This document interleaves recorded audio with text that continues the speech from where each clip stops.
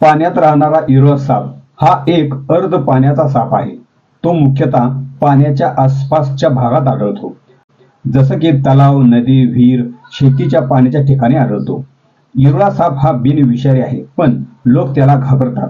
मात्र इरुळा साप माणसाला धोका देत नाही. धोका वाटल्यास तो पाण्यात घुसतो. तो दिसायला करडसर तपकिरी किंवा हिरवट रंगाचा असतो. त्याचे खाद्य मासे, बेडूक, कीटक इत्यादी. काही वेळा डोळ्याभोवती फुगून कोब्रा सापासारखा देखील दिसतो, पण तो फक्त भीती दाखवण्याचा प्रयत्न करतो आणि चुकीच्या गैरसमजामुळे बरेच लोक त्याला विषारी साप समजून ठार मारतात. पावसाच्या दिवसामध्ये सापाचे नैसर्गिक अधिवास पाण्याखाली जातात आणि ते सुरक्षित जागा शोधत मानवी वस्तीकडे येतात. आणि म्हणूनच आपण पावसाळ्याच्या दिवसामध्ये आपल्या घराच्या आजूबाजूला स्वच्छता ठेवली पाहिजे आणि अशा प्राण्यांचा जीव वाचवला पाहिजे, कारण असे प्राणी पर्यावरणासाठी खूप उपयुक्त आहेत. ही माहिती जर आपल्याला आवडली असेल तर माझ्या फक्त आपलं तर माहिती या YouTube चॅनलला शेअर, लाईक आणि सबस्क्राईब जरूर करा.